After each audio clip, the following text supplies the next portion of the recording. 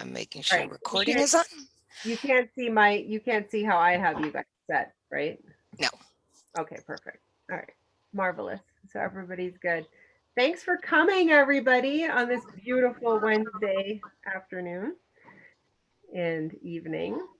And I look forward to hearing from you what the best practices are for accessible luxury throughout a lifetime.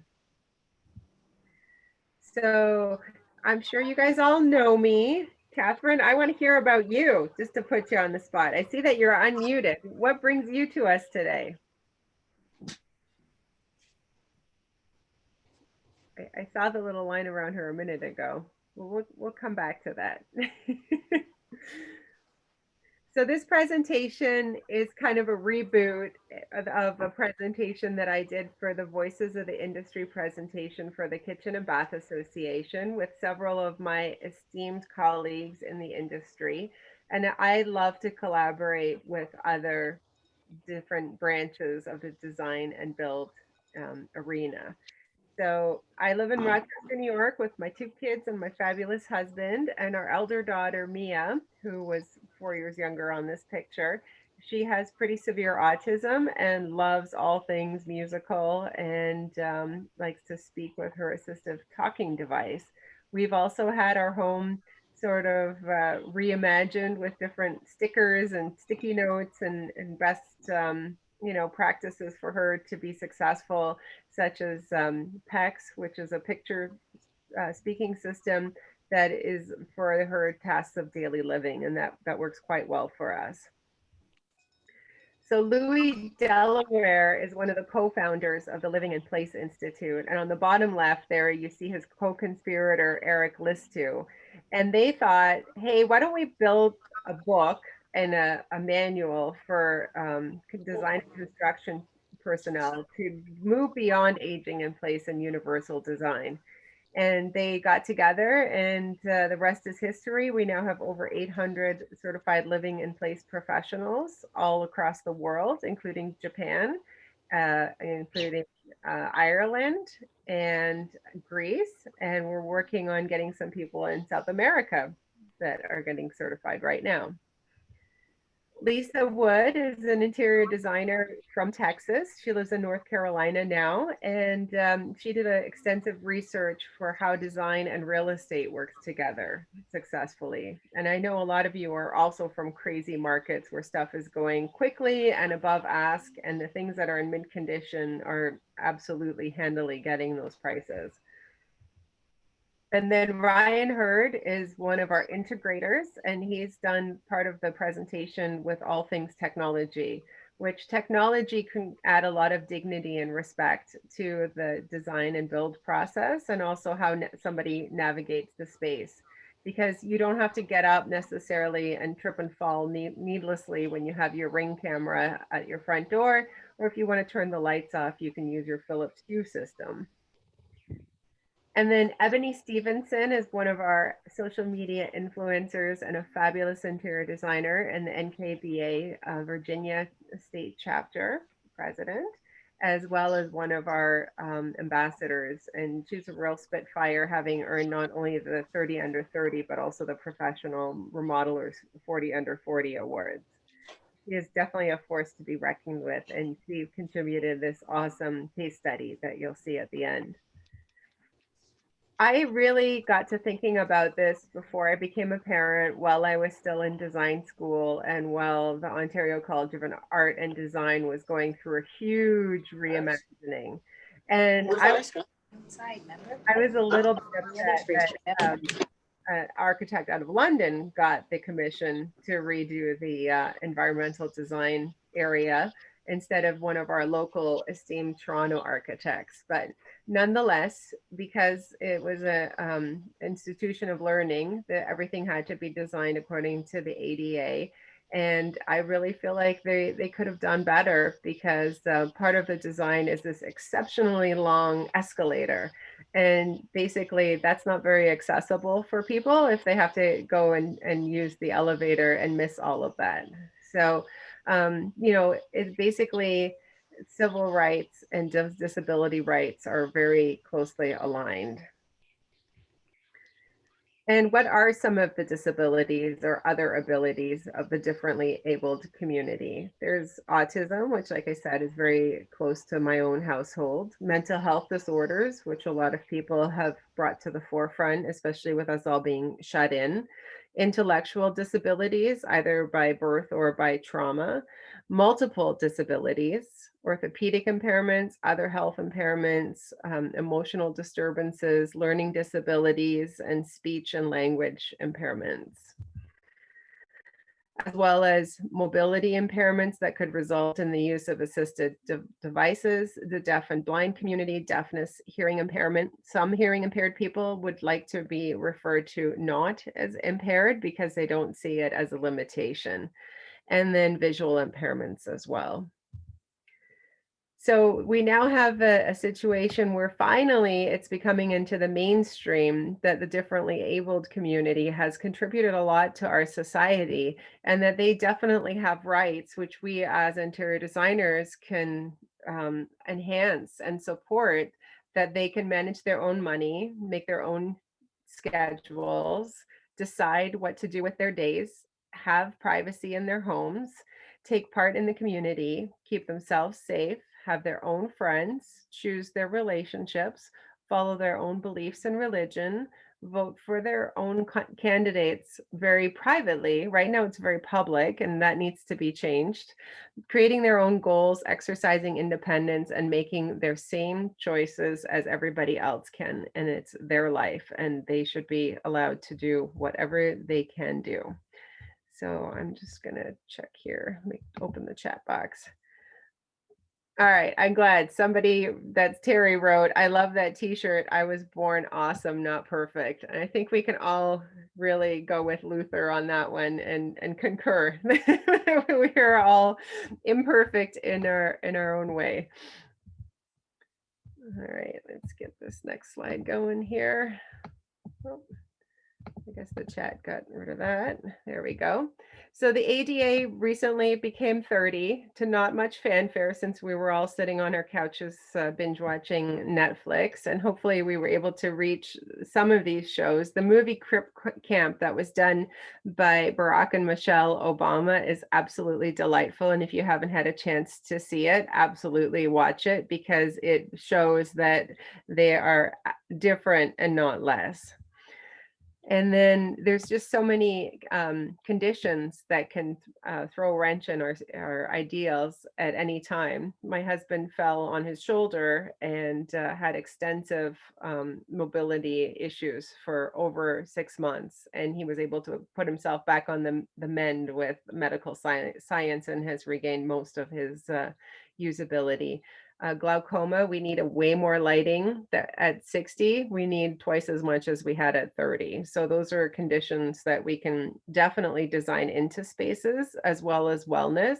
We can affect how somebody can task their own space and create their own environments by adding extra lighting.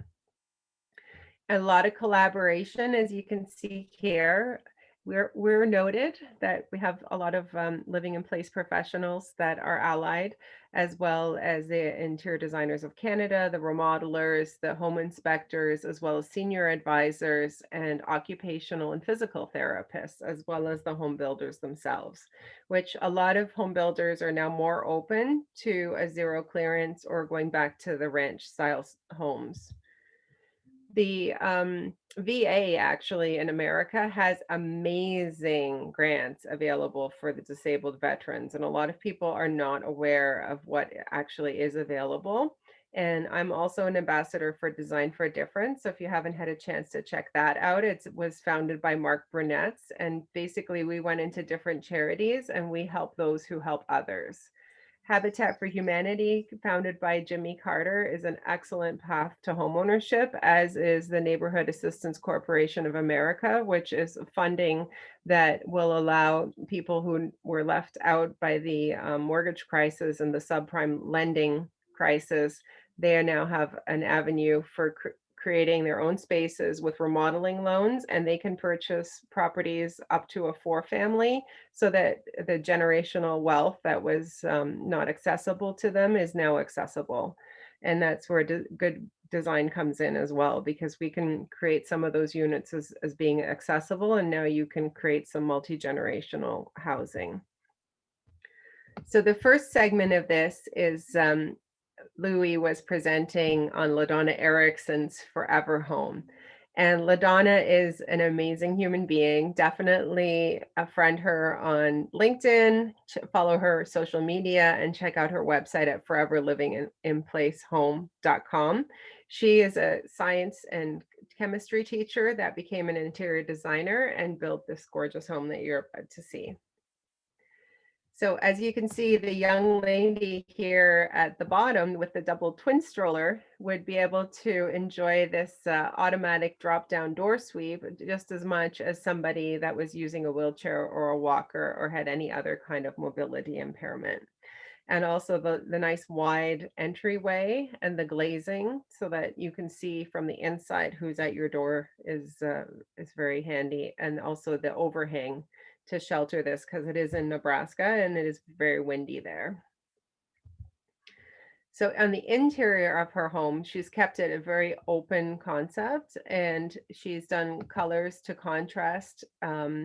It basically what she's done is done the glare resistant lighting, and she's gone with a sort of semi matte flooring, and it's just a delight what she's done. And unfortunately, they restricted how small the house could be. So it kind of kept growing and growing. So multiple families could actually end up in this place because it is so huge square footage wise, as I'm sure that people in Toronto can appreciate.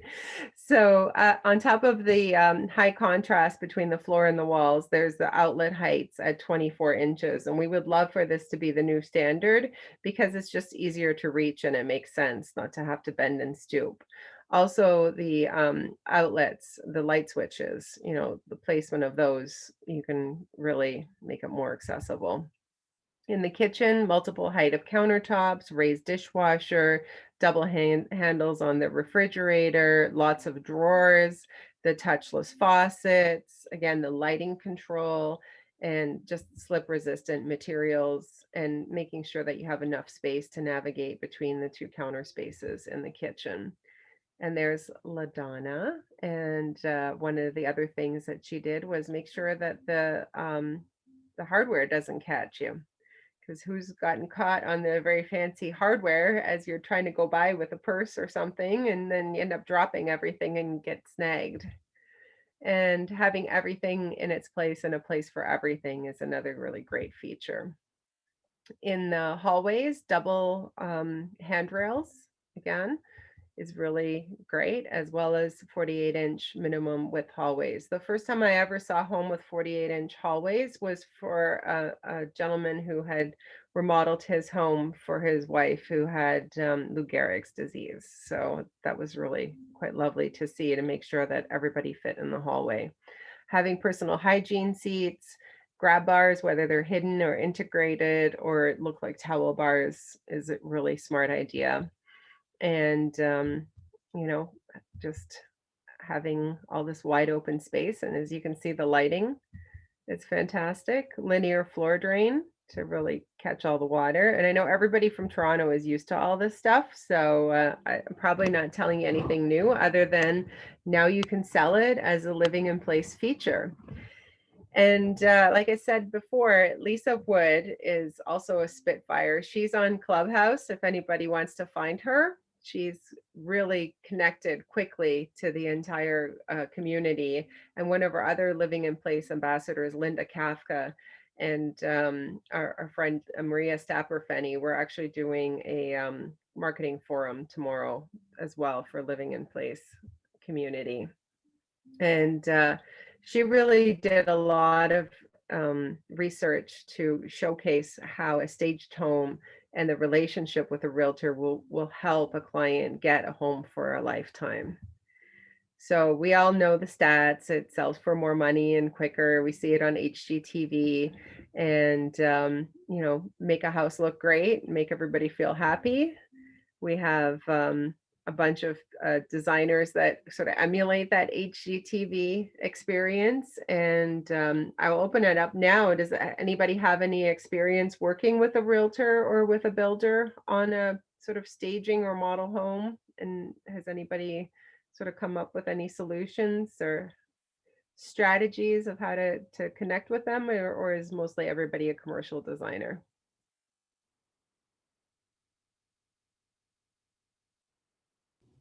Well, I'm working with a client where the house renovation was pretty deep. So I was working with the builder and I saw the need to have a couple of the bedrooms wheelchair accessible.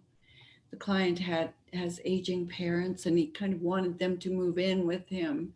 And then they announced they didn't want to move in after he was doing he was going to have an elevator and everything. So he dropped that. But I had the bathrooms, and I don't know if you've done this, where you can bring the wheelchair under the sink Hmm.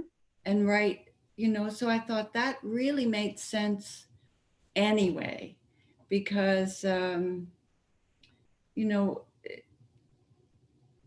I don't know. I think we're all headed for wheelchairs, quite frankly. So, we have to think about that part. I guess I'm retirement age, so I'm thinking that way. There are times that my mother went through the walker thing and all of that. So I think it makes sense to, when you're working with a builder, to see that at least if you've got a 4 or 5 bedroom house, one of the bedrooms at least has to be wheelchair accessible. There's no reason to not do it in this day and age. It's really important. That's great. Nikki, you had a comment as well? No? Oh, I have not worked with a builder. I just Not at like all. to tour their houses for fun. You like to tour the houses for fun? Yeah. Yeah, and I'm finding, 24 years ago when I first got into the business, I didn't really see any accessible features in any of the homes. It was always kind of more specialized. And Peter also had mentioned that he works mostly commercial, which is, sort of sad that the ADA, or in Canada, the equivalent, is not mandated for residential, because it should be, it wouldn't be that big of a hardship to have the doorways be at least 36 inches. So yes, to answer your point, Terry, no, the doorways are only 36 inches, which is good enough for most wheelchairs except for bariatric wheelchairs. And that's supposed to be clear, so that would actually be a 38 or 39-inch door by the time you take the jamb into consideration, because a 36-inch door is actually only like 34 clear. And the other consideration is that the homes for the veterans, that benefit goes to the surviving spouse, does not have to move out after the veteran passes away.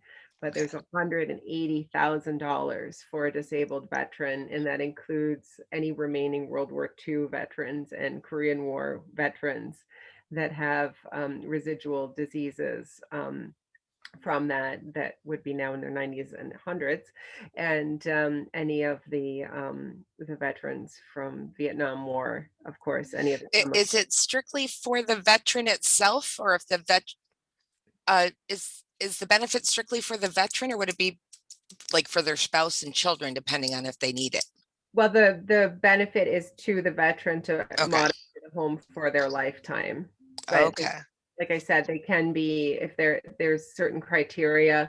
I don't know if you guys all remember when we got those little sheets of paper in grade school about, like, if you lost an arm, they'll pay $10,000. Yeah. It was like, I don't want to lose my arm. I don't want $10,000, but it's that kind of an idea that, they have a sliding scale, but there is 90,000 plus $90,000 available for the modifications, which is fantastic. And is that nationwide or just in Yeah, our area? It's nationwide. national. Yeah, it's national. It's through the Veterans Administration. It's fantastic. And then, okay, going back here, I think I caught everything on the chat. Ontario Yeah, Building. I actually That's great. worked on the I was working at the legislature at the time and I actually worked on the ADA law bill. So, Fabulous. so it'd be interesting one day to talk offline about why some of these things were dropped and put in. And I can give you some insider background. Yeah, actually, fun fact, the biggest objection to the ADA was Greyhound bus line. They did not want to retrofit their buses to allow disabled people to use them because they thought, oh my gosh, we're going to have to spend millions and there's going to be this onslaught of people with their wheelchairs and it's going to slow down the schedule. And how are we going to make money if we lose all those seats and have to widen this and do that? So, instead of design being the creative solution and getting a win-win, we kind of have people stymieing it. Japan Airlines has actually adopted universal design, and they've added 3 other items to their idea of universal design, which is the wellness and the holistic sort of feeling of well-being while traveling, and having that be an accessible and intuitive experience. So Lisa went on to do a lot of other really cool research, and we can get on Clubhouse with her to dive deep into that. But with this one, the point that I want to make is the FHA 203K renovation loan. There's also some grants through Sunny Mae, and there are also some grants through Freddie Mac as well that people are not aware of, that they can purchase a home with this renovation and remodeling loan, have a designer, an architect, and a builder involved with the process, and get the home up to their standards by utilizing this funding that is available. And you can see here from the picture on the left where it's unstaged, and on the right where it's staged. Staging definitely does make a difference. And then something that I would challenge designers to is to create soft spaces where you don't have any issues. If you have a trip and fall, you're not going to bash your head open on a sharp edge and corner, which looks cool, but is maybe more dangerous than it needs to be. And, the fees, it's unbelievable what you can make as far as money to even do a consultation for a staging, because it's a minimal time investment. And then if you get a contracting job out of that after that, it's, a license to print money, because people are very motivated to get top dollar for their properties. So here's a couple of the comparisons. A condo price, a 600,000 staged 3 months for $4,800. That's a huge return on their investment. Designers come in to ready the homes for sale. And then it's also about having a marketing plan as a designer to go to the realtors. And people sort of think that designers have huge egos. Well, realtors have huge egos too, but it really is at the end of the day about the client and having a really excellent outcome. So bringing something new to the table is going to make their property stand out even in this crazy market. And there's lots of research out there as well. Just go on to the Google and check in your area where we're at. And then the technology part, I love this because the Internet of Things and the bandwidth, and I'm sure like with the upload times and the zooming and all that stuff, we're just like, why is this so slow? And it's like, you don't know anything about our fax machines and our dial-up that we had to deal with back in the 2000s. So who is using tech? Of course, Gen Z was born with it. Millennials were early adopters of it. I'm in the jaded Gen X scenario, and Zoomers don't want to be called, "Hey, Boomer, you're ahead of the curve. You've seen it all. You've done it all." And then the greatest generation. I love, love, love hanging out with the ladies from the Perkins Mansion, many of whom are in their late 80s, mid 90s, and up to 100. And the fact that they get on a Zoom call monthly and are, FaceTiming and texting is absolutely remarkable to me. When some of them had grown up in, farm villages where they had to go down to the post office to make the phone call because that's where the one telephone was, or they would send a telegraph. My grandparents had a telex machine to talk to Germany. and my grandmother would jump into her Camaro and run down to the post office at the main depot because it was open an hour later than the local branch. So it's really cool to see how connected we are, because I could Cash App you some money in about 2 seconds. So the business world and models have certainly changed, and so has our environments. Um, just watching a program and having it say Alexa or Amazon will engage Alexa, Amazon, or Google. And that is amazing that it's that tuned in to our environment with Big Brother watching. So I don't know how many of you have desired or had clients that want to use these types of products, but some of the items are really useful and, like I said, helpful, and could facilitate somebody staying in their home much longer. The smart microwaves, the barcode reader will actually perfectly cook that recipe for the microwave, because it's beyond the kids' pay grade. And I know this because I have a 14-year-old and 18-year-old babysitters that come into the house, and they are not interested in cooking at all, and they're barely interested in microwaving. So I know if our microwave had that smart feature, they would definitely be using it and appreciating it. So we were talking earlier about some of the faucet control, especially with the germs that we've had to deal with in the last 14 months. The touchless and motion faucets, and the foot push, I think, has been installed in many, many public spaces. And it's really great. The servo glides with a knee touch is really helpful, especially with people with limited strength. And then the voice control as well is super. I don't know how many hours my husband and I spent at the water dispenser, but when we got the one with the sonar in it on a clearance refrigerator, we were like, woohoo, we can walk away from it and it's just going to automatically fill it, and we can come back in 32 seconds and the glass is magically full. It's like saved hours of our life. And voice control in the bathroom, the shower controls. I have clients that have loved to have these electronic first generation controls where you can program your scene and you can program the family members. Love, love, love, love that. And same with the toilet as well. You know, who doesn't want to have a foot warmer or a bun warmer on their toilet, as well as having a hygienic seat, which illuminates as you approach, washes and air dries, sanitizes the water in the wand, and you have wireless and remote options. It actually helps people stay in their homes and keeps them out of assisted living. And all you need to do is install a GFI outlet next to the toilet, which you can say is for a night light or for charging your cell phone. Powered window blinds and windows is really great for safety and security, because you can be away. If people are thinking about snowbirds, you can create a scene and your windows will go up and down and your lights will go on and off, and you don't even need to be there, but it will look like that somebody's there. And this water bug is an absolutely fantastic feature as well for anybody that has a basement or a swimming pool or hot tub. Basically, it's a sensor that goes near your hot water tank and or where the flooding may or may not happen, and it gives you an alert that it's been breached.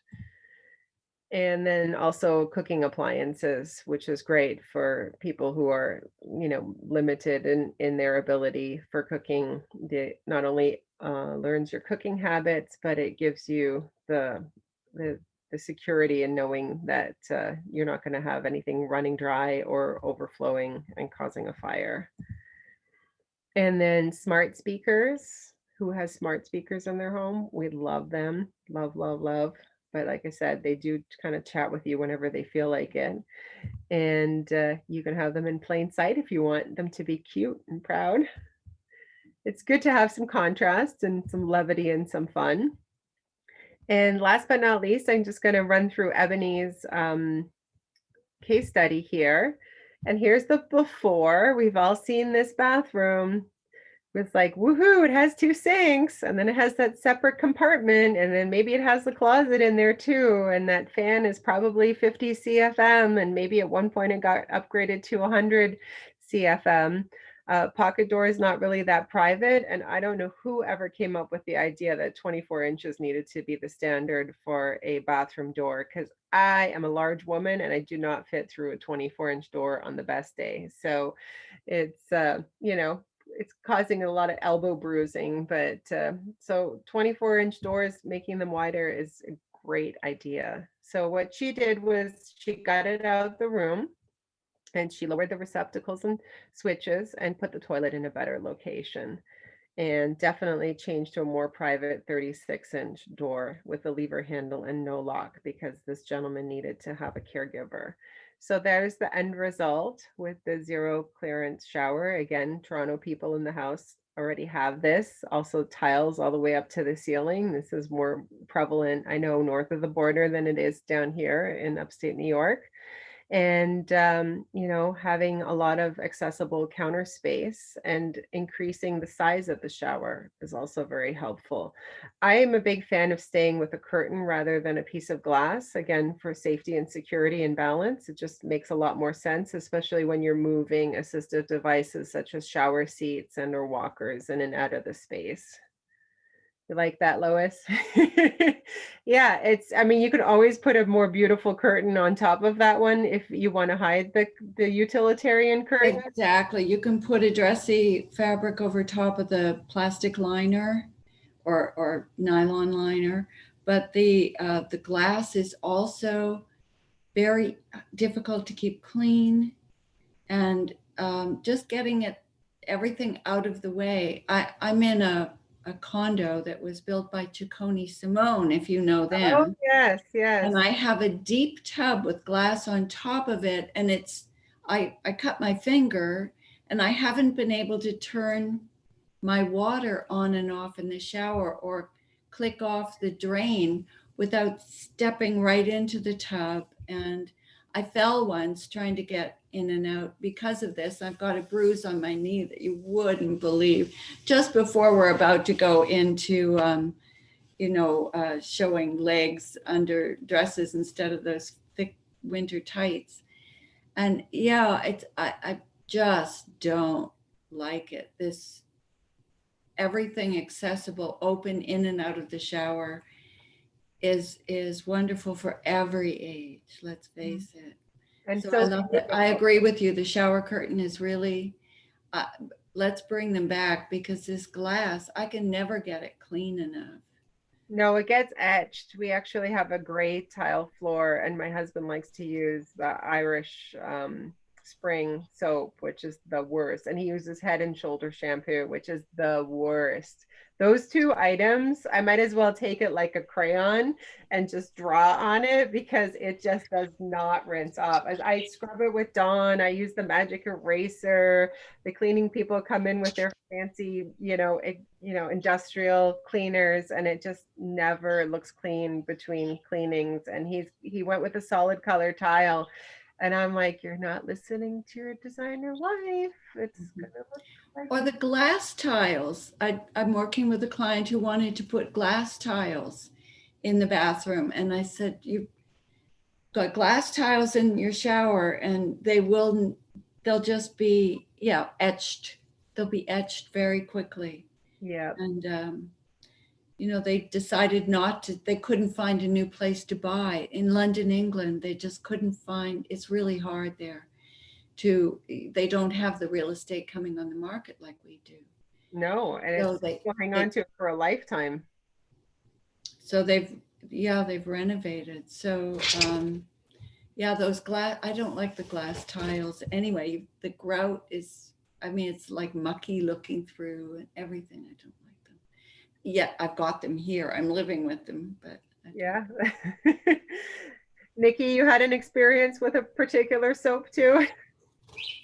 Yeah, my partner uses Irish Spring and Head and Shoulders as well, and it is brutal. Yeah, I'm all for banning that. Go with the nice lady. I can actually give you a wonderful tip because my husband uses those same products. And what I've done is once a month, I steam clean the whole bathroom, get it all clear, and then I use turtle wax for the car. I And I used do to the do that. walls and up to about an inch off the bottom of the tub. So you're not going to step on the wax, but Wow. it up to use parks on it. Smart. There's your non-designer tip. That was worth the price of admission, Miss Terry. There you go. But yeah, turtle wax, it works fabulous. It cleans up. Because I mean, I had scrapers to get this stupid Irish Spring off the soap bar, and I, put it on the washcloth. Oh no, it falls off and it's too much work. So I finally went with turtle wax, and we haven't fought over it in over a decade. So I Hey, highly recommend it. I actually used to do turtle wax because once upon a time I lived in a place that had hard water. It would create hard water stains. Yep. And so it was an old school method my grandmother told me, and it really helped save me against the hard water stains in my rental. that's awesome. So Very What I found, because my tile is old and the grout isn't so great, um, I actually would leave the turtle wax kind of goopy on the grout, which yeah. left it a little discolored and made it look more gross than what it was. So everybody kind of freaked out about it. So I don't do it anymore. I love it though. That's awesome. So as you can see, the grout for slip resistance, there's the shower seat, and Lois, as you had mentioned, the drive up counter. And I was so pleased Yes. finally American Standard has come back with the pull down lav faucet. I don't know why they ever took it off the market, because Growy had it and American Standard had it.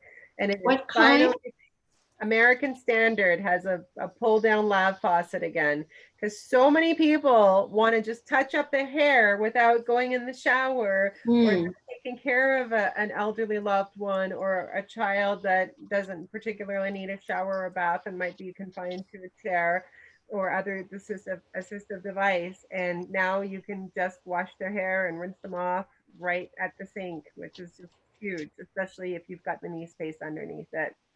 Makes it so much more It pleasant. also makes cleaning so much easier. You can So get all the little stuff out of the corners and everything. It's wonderful. it is so wonderful. So I'm so glad. Oh, yeah, tipping it around inside. I love that. Yeah. So I do thank that you, in the kitchen. my friend Gray Ewell. I was geeking out the other day. It was my husband's birthday and we were at a restaurant, and I came back and I said, I was with my daughter in the bathroom because she's like, it's at the other side of the restaurant. Come with me. So Dad, do you see these faucets, honey? I said, this is my favorite faucet of all time. It's the Kohler Fairfax, and it was designed by my friend Gray Ewell when he was working there from 1995 until 2001. And I said, and he is now the third generation lead designer at DXV, American Standard Lixil. I said, because his grandfather and his father were also head engineers there and invented all kinds of cool stuff. And I said, see how important industrial interior design is? And she's like, I don't care that you like this stupid faucet line. I said, see how timeless it is? I just love it. I just think it's so fun and quirky, and it's the greatest things in sliced bread. And I said, and he and I have coffee at the KBiz show.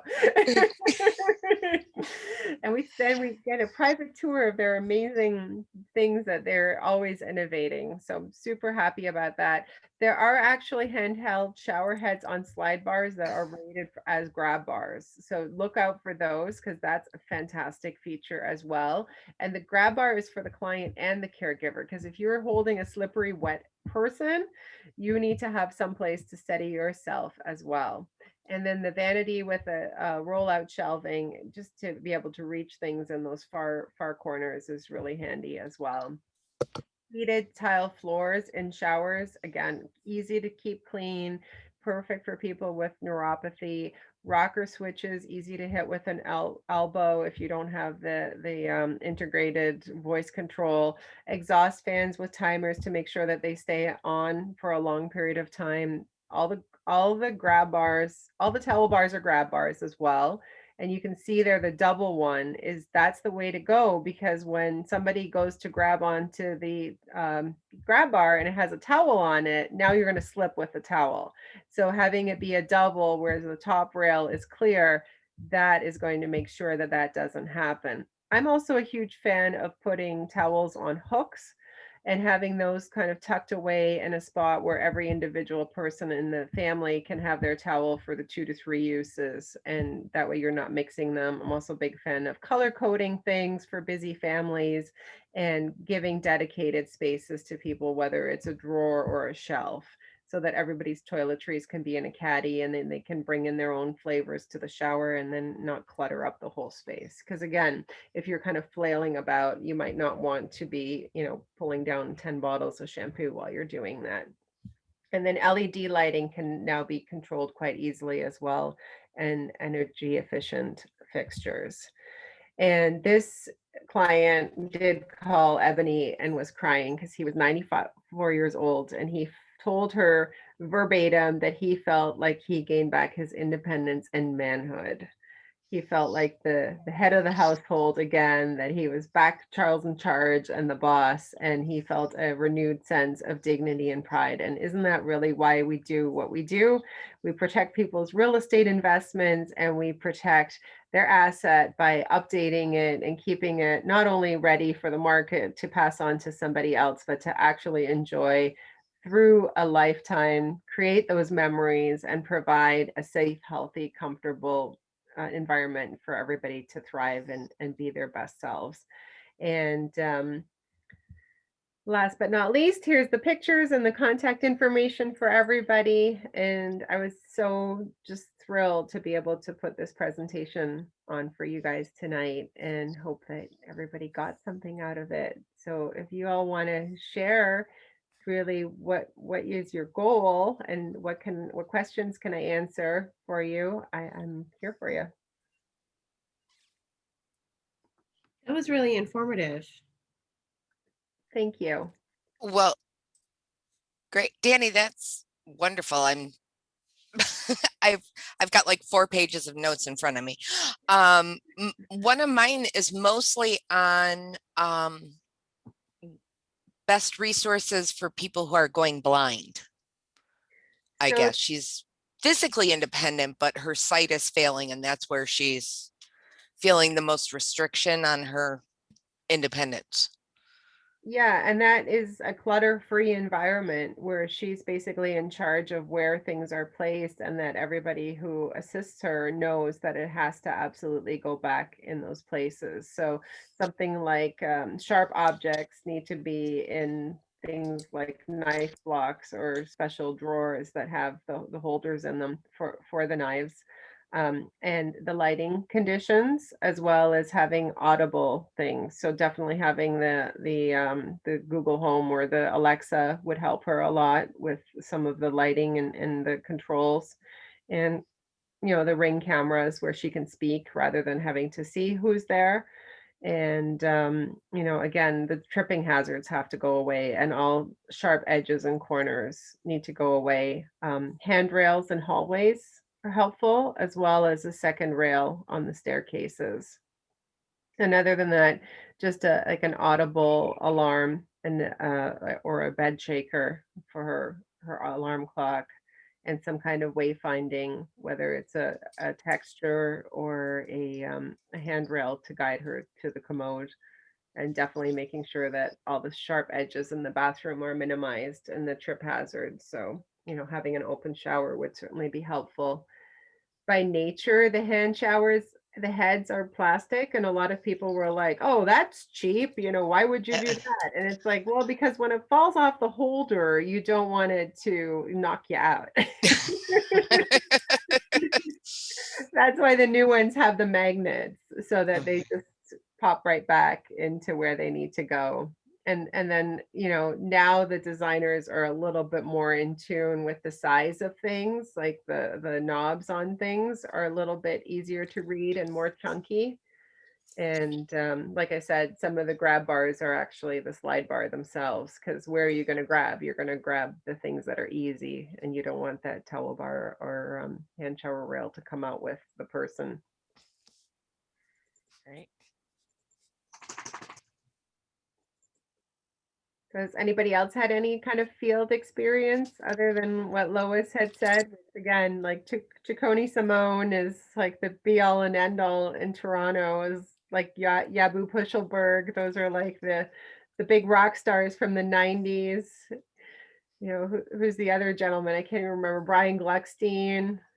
They're like the grandfathers of fancy design. It kind of took over from the 80s, which was all opulence everywhere. And it was great. I got to spend tens of thousands of dollars of a friend's money the other day because she was replacing her carpets due to puppies. And of course, I'm like, the hardwoods are fine. You don't need to add these tripping hazards back in here. And Yeah. you know, she's like, well, I want them. And I'm like, okay, well, make sure it contrasts the puppy, first of all, so you don't trip over the puppy.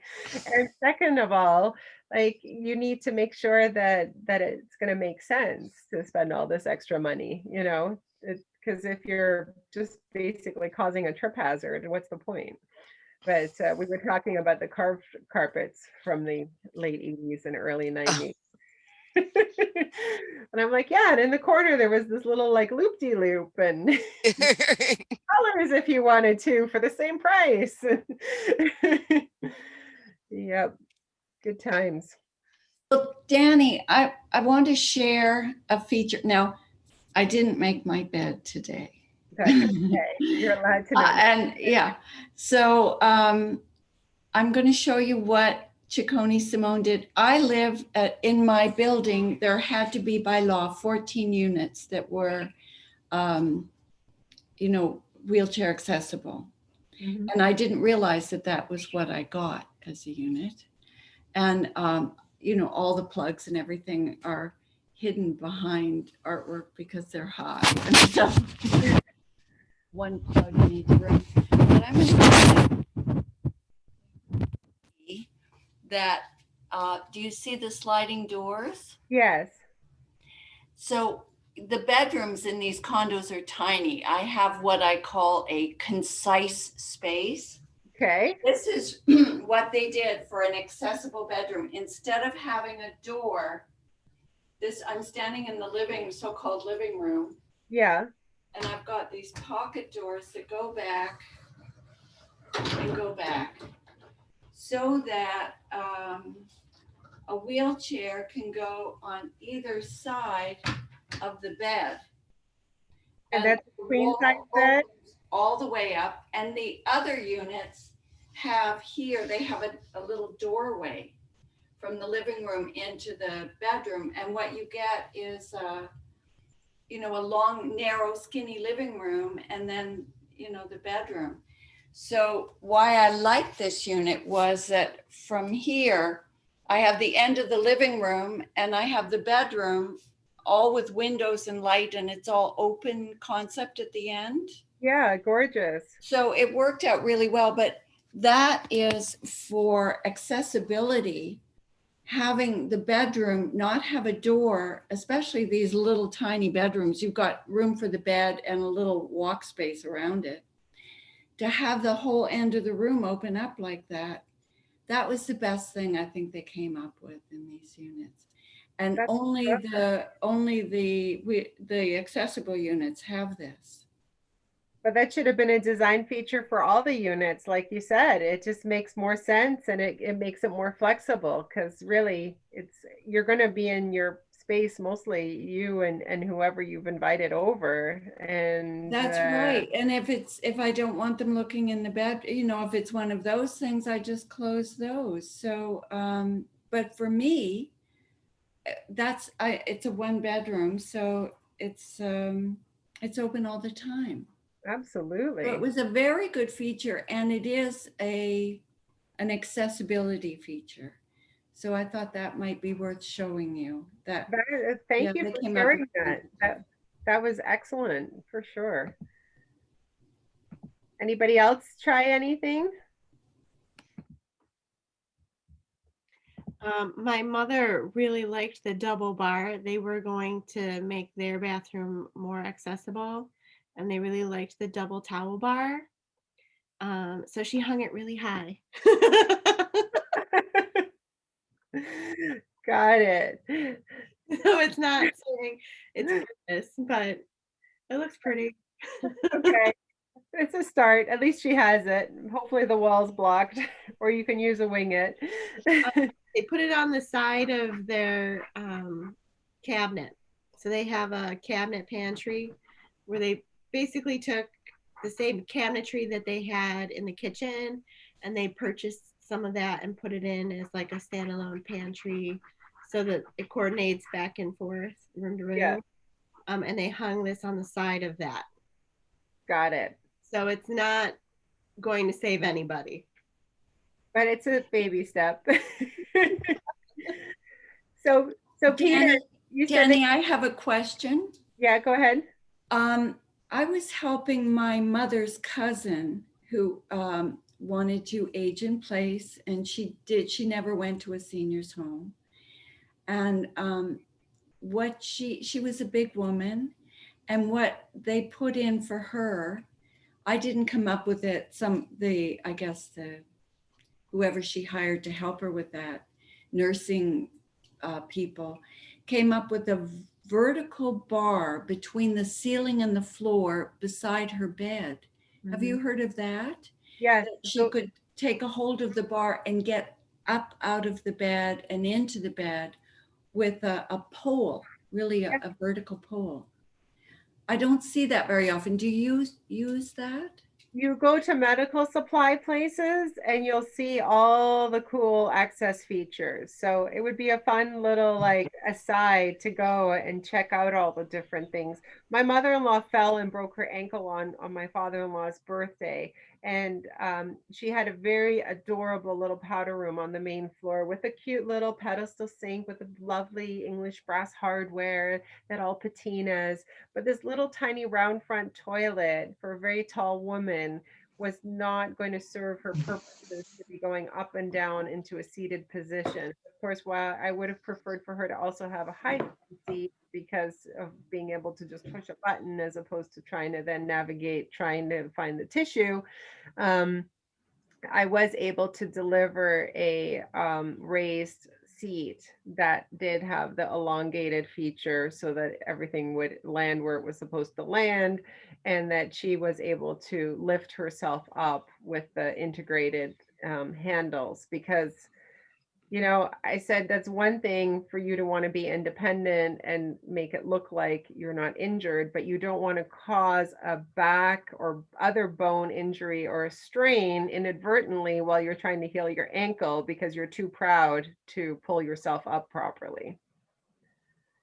So that extra space, and you'll see them on the side of the road a lot on garbage day. They're only $70, but it will probably save you hundreds of dollars and hours of physical therapy for an inadvertent injury that was a result of another injury somewhere else.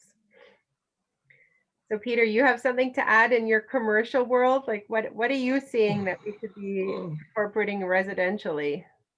Okay,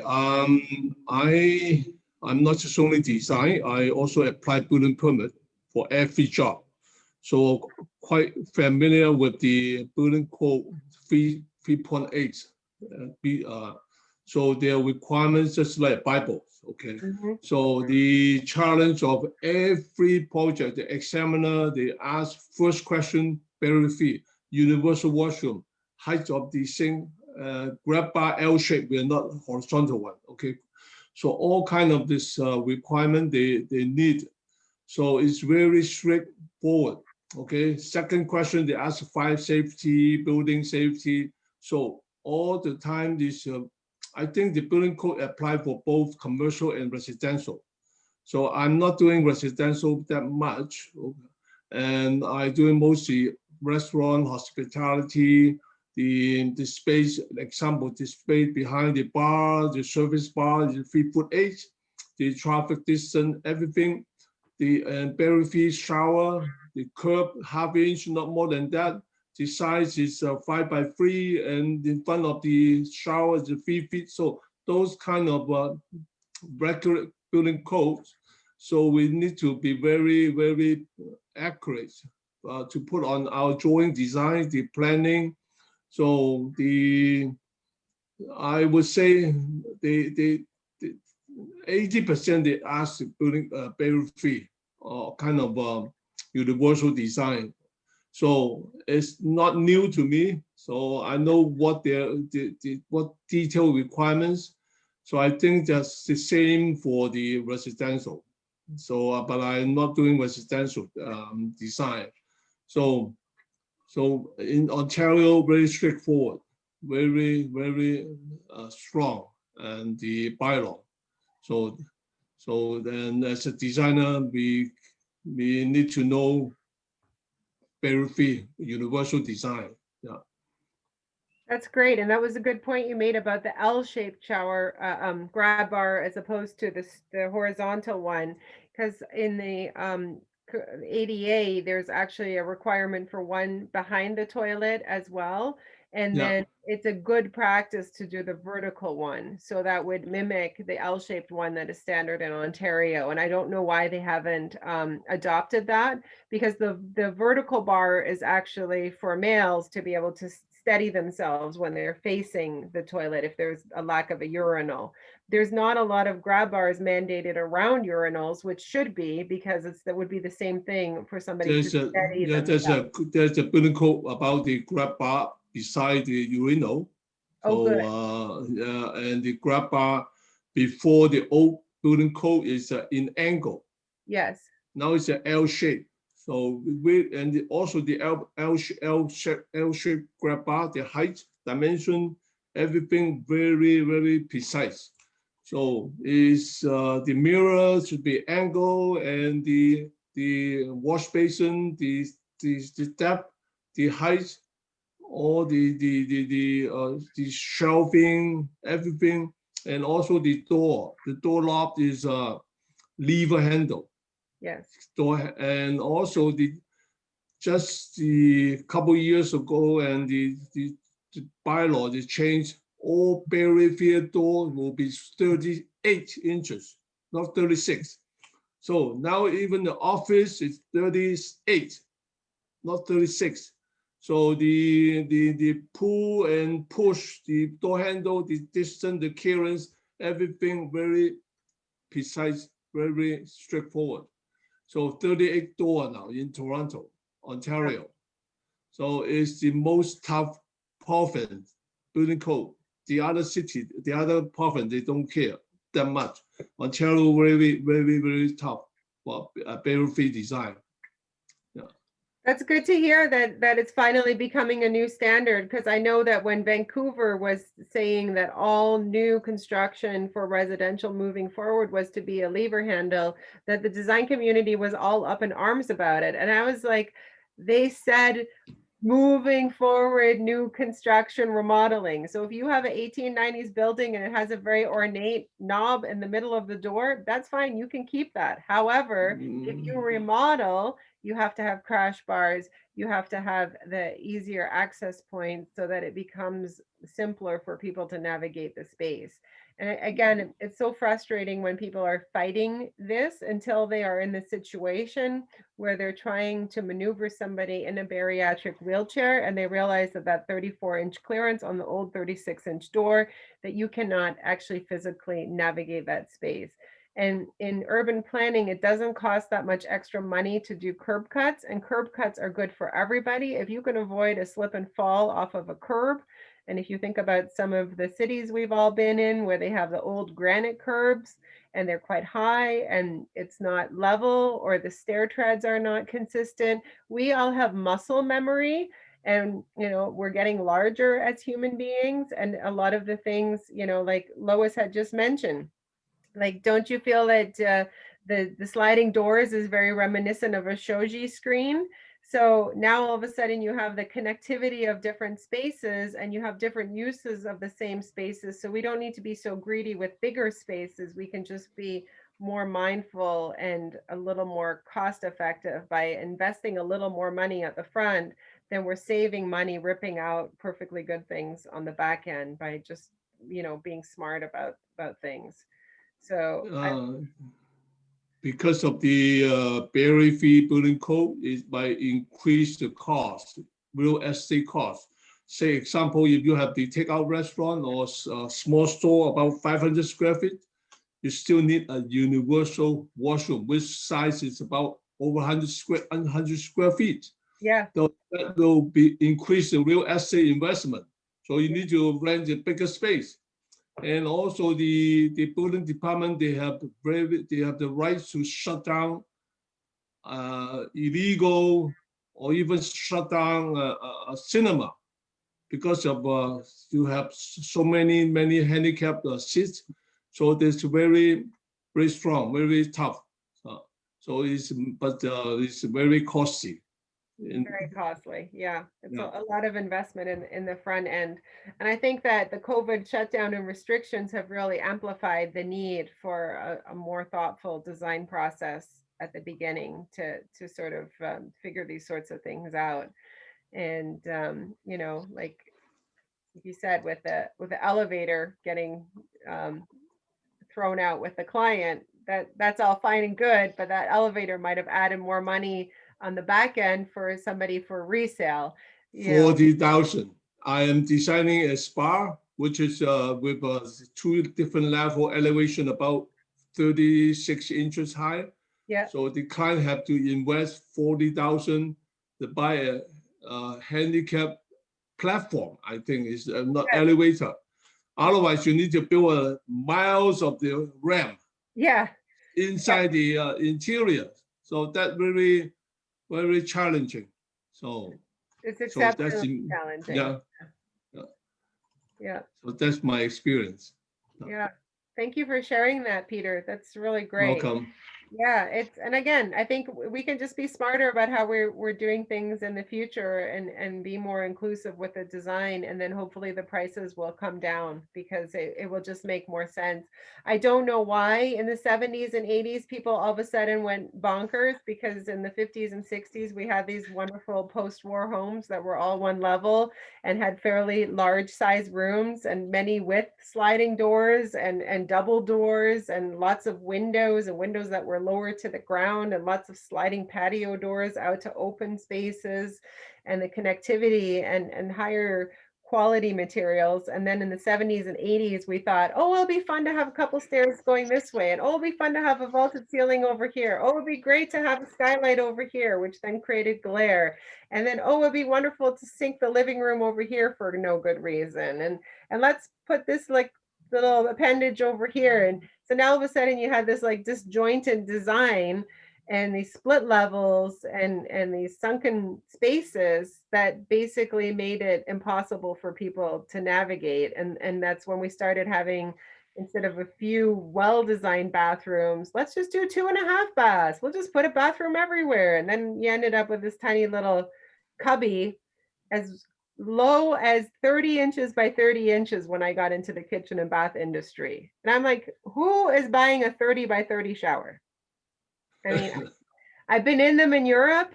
I've seen showers of all kinds. I think the smallest shower I ever actually physically used was 4 steps up. The on-demand hot water tank was like at my shoulder level, and it was 2 feet by 2 feet. And the doorway to get into this shower was 18 inches by 18 inches. So the fact that I got the soap out of my hair, I don't even know how that happened. And you had to basically wedge between the toilet, and it had one of those little 9-inch spittoons as the lavatory. And the coolest bathroom I ever was in, it was a cast iron bathtub in an old construction in Berlin. And the water filler went through the wall and serviced the sink, and it serviced the bathtub. And then you had to attach a hose to connect to the washer dryer combo.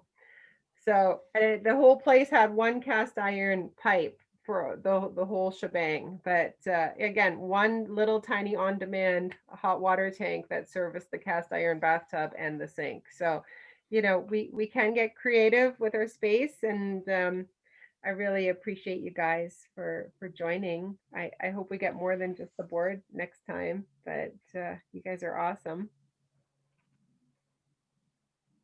Thanks. A great job, Danny. Thanks very much. Thank you guys. This was wonderful. Everyone have a great night. Please, you know, if you have ideas for an upcoming event, let me know, and we'll see you all at the next board meeting. Good. Have a good night, Bye-bye, everybody. bye-bye, Thanks, good night. Danny. Bye-bye, Best board bye-bye. ever. You guys are rock stars, every one of you. Thank you, bye-bye. Thank you. Bye-bye.